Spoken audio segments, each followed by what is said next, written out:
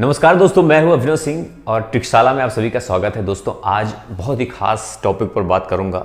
सिर और पैर वाले जो सवाल आते हैं एग्जाम में, बहुत पूछे जाते हैं, ऐसे सवालों पर मैं बात करूंगा। सभी एग्जाम्स के लिए इंपॉर्टेंट है ये, खासकर आरआरबी के लिए मैं देख रहा था ज़्यादा पूछते हैं, ग्रुप डी वगैरह वाले ध्यान देना। और कॉन्सेप्ट के साथ साथ आपको ट्रिक भी बताऊंगा मैं। जैसे ये सवाल है, भेड़ तथा गडरियों की एक समूह में 16 पैर हैं, जो सिर की संख्या 10 अधिक है, इसमें भेड़ों की संख्या बताओ। कह रहा है कि पैरों की संख्या 16 है, पैरों की संख्या 16 है जो कि सिर की संख्या से 10 अधिक है, मतलब सिर की संख्या होगी 6। बोलो, ये है पर्सन, व्यक्ति, आदमी, इंसान। इंसानों के 2 पैर होते हैं और भेड़ के 4 पैर होते हैं, है ना।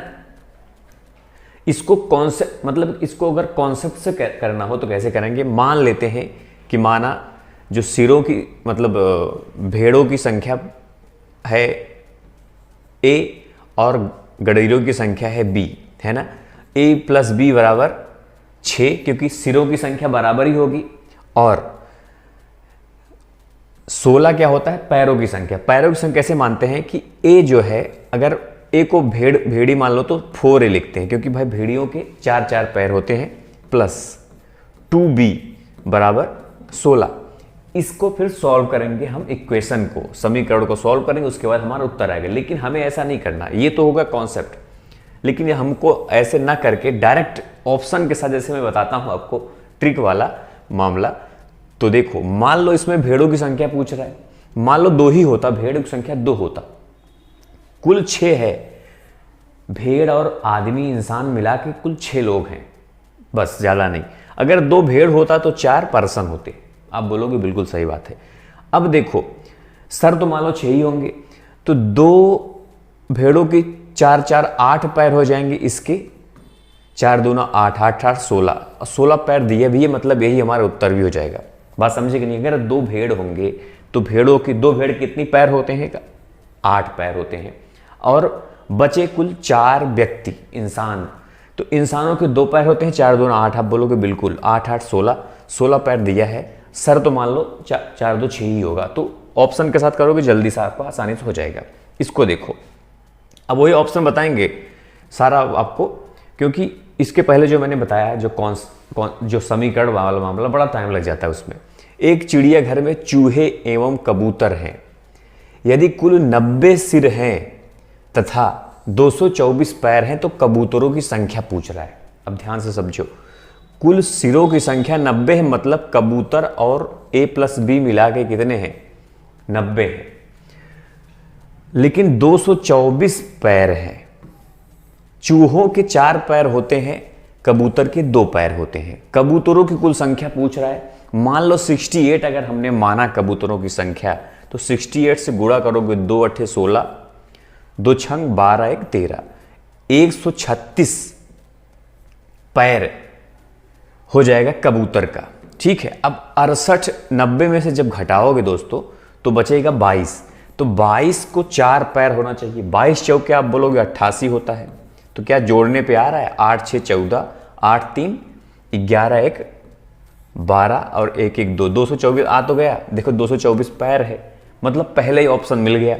मान लो कभी कभी पहला ऑप्शन नहीं मिलता, दूसरे पे चले जाओ समीकरण से, तब भी आपका जल्दी ही होगा। ठीक है, ये भी सॉल्व हो गया।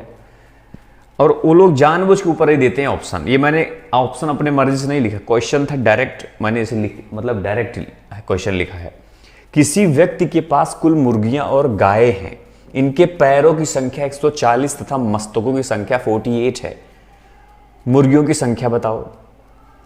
पैरों की संख्या कितनी, 140 है, मस्तकों की संख्या 48 है, मतलब दोनों मिला के कुल कितने हैं, 48 हैं, और पैरों की संख्या 140 है।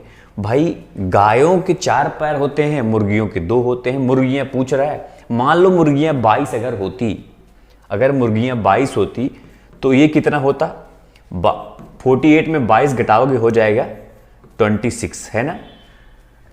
और मुर्गियां अगर 22 होती तो 44 पैर होते, और 26 अगर गाय होगा तो 26 चौका 104 होता है। 104 में 44 जोड़ोगे तो ज्यादा हो जाएगा, 140 नहीं आएगा, मतलब ये गलत हो गया कॉन्सेप्ट।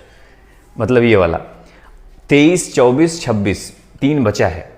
देखो कितना आ रहा है, 148 आ रहा है ना, 148 आ रहा है। ये 23 अगर हमने 23 मुर्गी मान लिया दोस्तों, तो 23 चौका नहीं, मुर्गियां 2 हैं, 23 दूना हो जाता है 46, तो 46 पैर हो जाएगा मुर्गियों का।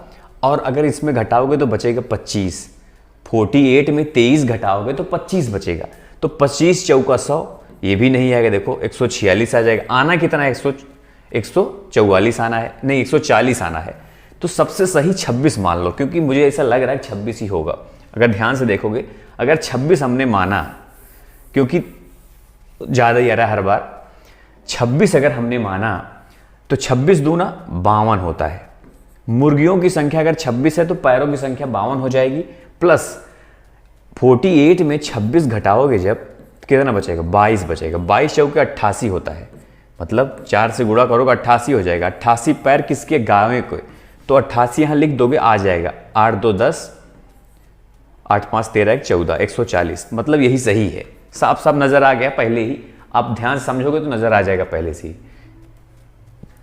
कह रहा है कि कुछ संख्या में घोड़े और उतनी ही संख्या में आदमी कहीं जा रहे हैं, घोड़े आदमी बराबर हैं, तो अपने घोड़ों पर बैठे हैं, जबकि शेष अपने आधे लोग, आधे पर्सन जो हैं वो घोड़े पे बैठे हैं, बाकी शेष अपने घोड़ों का नेतृत्व करते हुए साथ साथ चल रहे हैं। यदि जमीन पर चल रही टांगों की संख्या 70 है तो बताए कितने घोड़े हैं।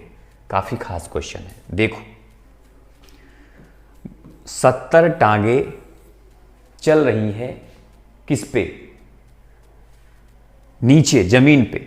घोड़ों के दोस्तों 4 टांगे होती हैं और व्यक्तियों की 2 होती हैं, है ना। कुछ घोड़े दिया और कुछ नहीं, पूछा क्या, घोड़ों की संख्या बताओ। मान लो हमने माना 10 घोड़े हैं, माना उदाहरण 10 घोड़े होंगे अगर, तो 10 चौके 40 पैर हो जाएंगे इसके। आप बोलोगे बिल्कुल सही बात है। और जितने घोड़े उतने आदमी भी हैं, लेकिन आधे आदमी पैदल चल रहे हैं, बाकी सब घोड़े पे बैठे हैं। तो पैदल वालों को हमको देखना है ना, आधे मतलब 5, 5 दूना 10, 40 10 50 होगा, 70 होना चाहिए। नहीं, ये गलत हो गया, पहला गलत हो गया। अगर 12 लोगे, 12 चौके 48 हो जाएगा। और 6 आदमी अगर पैदल, आधे आदमी पैदल चल रहे ना, तो 6 दूना 12, तो 48 में 12 जोड़ो कितना आ जाएगा, 60 आ जाएगा। मतलब ये भी गलत, मामला फेल है। अब देखो 14 अगर हम लेते हैं तो 14 चौका 56, 56 घोड़े का पैर हो गया। 14 का आधा 7 होता है, 7 दूना 14, 14 आदमी का पैर हो गया, है ना। इसको जोड़ोगे तो 70 आ जा रहा है, मतलब 14 आपका उत्तर हो गया। बात सीधी सी एकदम, ऑप्शन के साथ कर ले रहे हैं सभी।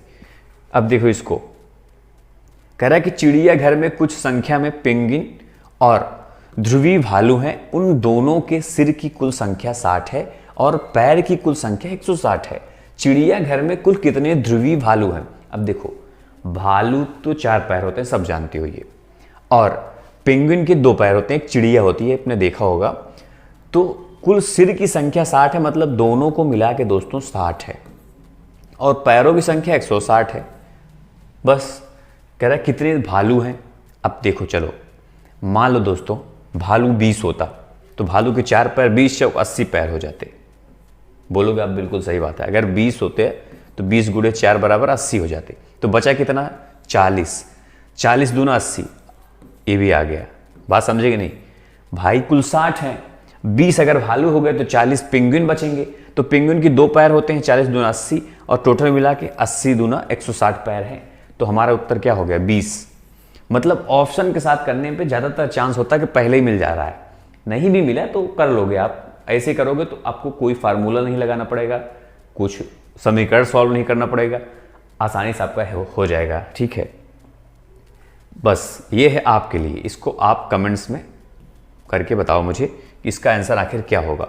कि एक आदमी के पास कुछ मुर्गियां और कुछ गाय हैं, यदि मुर्गियों और गायों की सिरों की कुल संख्या 50 है और पैरों की संख्या 142 है, तो गायों की संख्या ज्ञात करिए। वही क्वेश्चन है, वही कॉन्सेप्ट है, एसएससी सीजीएल का ये क्वेश्चन है। इसको कमेंट्स में आप लोग उत्तर जरूर देना, और अगर वीडियो अच्छी लगी हो तो सब लोग लाइक करना जरूरी है, और जो लोग नए हो चैनल पर, चैनल को सब्सक्राइब करके घंटी जरूर दबाना, क्योंकि अब शुरू हो चुका है ट्रिक्शाला में।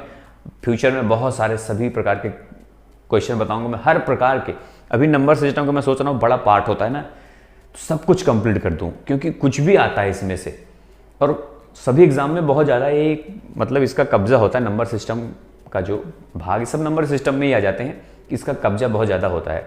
तो ये सब पूरा पढ़ लो, उसके बाद तो ज़्यादा मतलब सब बता दूंगा मैं टॉपिक वाइज, बहुत सारी चीज़ें। ठीक है दोस्तों, आप लोग बताना भी वैसे किस टॉपिक पे चाहिए, और सभी एग्जाम्स के लिए इंपॉर्टेंट होता है, ये मत सोचना कि ये वो। ठीक है, सबके लिए। तो बस मिलते हैं नेक्स्ट क्लास में, तब तक के लिए जय हिंद, जय भारत।